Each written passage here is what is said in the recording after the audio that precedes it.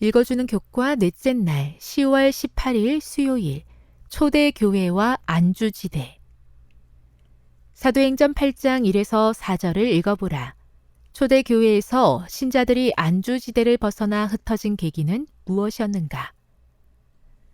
이전까지 초대교회는 주로 예루살렘 또는 유대의 영토나 유대인들 사이에 있었다. 독실한 유대인이자 바리새인이었던 사울의 적극적인 개입으로 박해가 시작되자 예루살렘에 있던 교회는 유대와 사마리아 전역으로 흩어졌다. 예수님은 사도행전 1장 8절에서 너희는 예루살렘과 온 유대와 사마리아에서 내 증인이 될 것이라고 예언하셨다. 이 말씀은 사도행전 8장 4절에 그 흩어진 사람들이 두루 다니며 복음의 말씀을 전한 것으로 성취되었다. 교회가 예루살렘 밖으로 나아가기 시작한 후에도 신자들은 여전히 각처의 유대인 거주지나 그 인근 지역에서 말씀을 전하고 있었다. 사도행전 11장 19절에 따르면 신자들이 베니게, 페니키아와 구브로, 키프로스까지 흩어졌으나 이 단계에서는 유대인 외의 다른 사람에게는 복음을 전하지 않았음을 알 수 있다.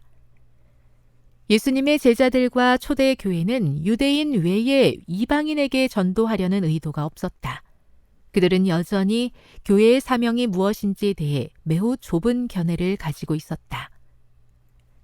예수님의 제자이자 초대 교회의 주요 인물이었던 베드로는 바울이 이방인에게 복음을 전하기 시작한 이후에도 여전히 그들에게 복음을 전하는 것을 탐탁지 않게 여겼다. 베드로는 할례받은 자의 사도로, 바울은 이방인의 사도로 알려져 있었다. 사도행전 10장 9에서 15절, 28절, 29절을 읽어보라.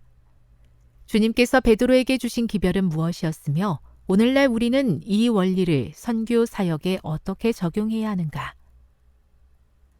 초기에 베드로는 이방인들과 함께 있는 모습을 보이는 것조차 꺼려했다.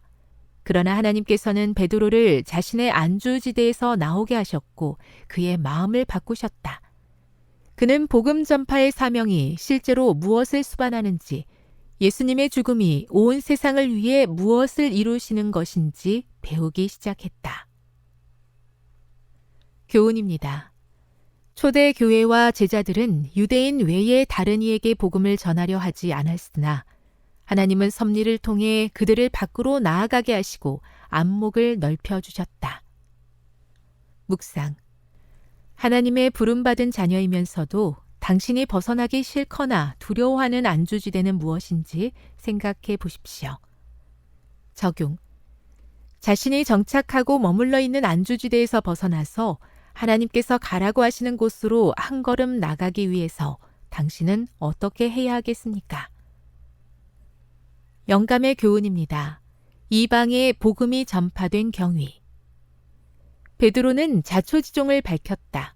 우선 환상과 관련된 그의 경험을 말하고 그 환상으로 그는 더 이상 할례와 무할례의 의문적인 구별을 하지 말고 이방인들을 부정하게 보지 말도록 훈계를 받았다고 역설하였다.